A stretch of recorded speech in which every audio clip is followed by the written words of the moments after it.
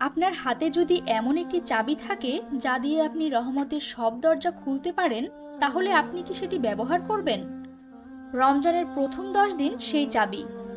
এই 10 দিন আল্লাহ আমাদের জন্য রহমতের সাগর উন্মুক্ত করে দেন। কিন্তু প্রশ্ন হলো, আমরা কি সেই সাগর থেকে যথাযথভাবে ফায়দা নিচ্ছি? রমজান মাস আল্লাহর অশেষ রহমত, মাগফিরাত এবং নাজাতের মাস। এই মাসকে 3টি ভাগে ভাগ করা হয়েছে।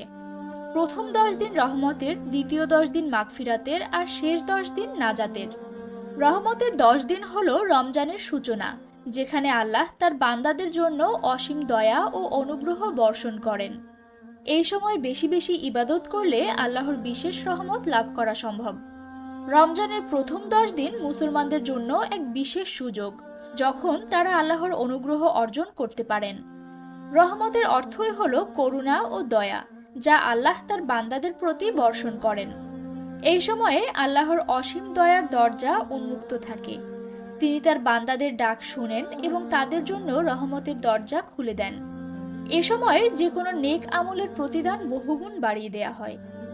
রাসূলুল্লাহ সাল্লাল্লাহু আলাইহি ওয়াসাল্লাম বলেছেন, রমজানের শুরু হলো রহমত, মধ্যভাগ মাগফিরাত এবং শেষাংশ জাহান্নাম থেকে মুক্তি।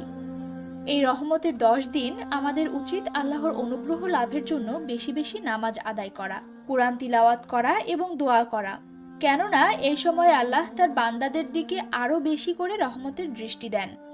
এই সময়ে আল্লাহর রহমত অর্জনের অন্যতম প্রধান উপায় হলো দোয়া করা। আমরা যদি আন্তরিকভাবে আল্লাহর কাছে প্রার্থনা করি, তাহলে তিনি আমাদের দোয়া কবুল করেন এবং তার অনুগ্রহ আমাদের উপর বর্ষিত হয়। এই 10 দিনে ইয়া আল্লাহ, তুমি আমাদের প্রতি রহম করো, এই দোয়া বেশি বেশি পড়া উচিত। রমজানের রহমতের 10 দিন আমাদের মনে করিয়ে দেয় যে আল্লাহ কতটা দয়ালু এবং তিনি তার বান্দার প্রতি কতটা সদয়। আমাদের উচিত এই দিনগুলোকে যথাযথভাবে কাজে লাগানো, গুনাহ থেকে দূরে থাকা এবং আল্লাহর সন্তুষ্টি অর্জনের চেষ্টা করা। যারা এই রহমতের 10 দিনে ইবাদতে মনোযোগী হন, তারা আল্লাহর কাছ থেকে অসীম অনুগ্রহ লাভ করেন। সুতরাং রহমতের এই প্রথম 10 দিন আমাদের জন্য এক সুবর্ণ সুযোগ। আসুন আমরা সবাই এই সময়ের বেশি বেশি ইবাদত করি, আল্লাহর রহমত প্রার্থনা করি এবং তার কাছ থেকে আমাদের জীবনের প্রতিটি মুহূর্তের জন্য বরকত কামনা করি।